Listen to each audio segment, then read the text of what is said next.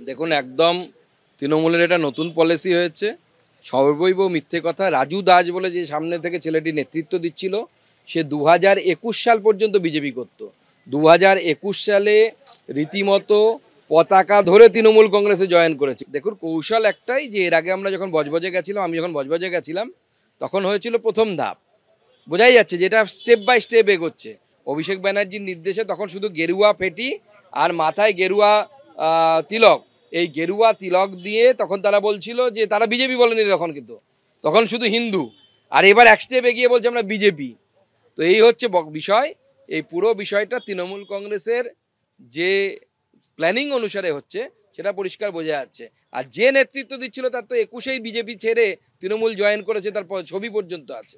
আমার শেষ প্রশ্ন, কোনোভাবে টার্গেট করা হচ্ছে সুকান্ত মজুমদারকে? তো সুকান্ত মজুমদারকে টার্গেট করবে না তো কি কাকে করবে?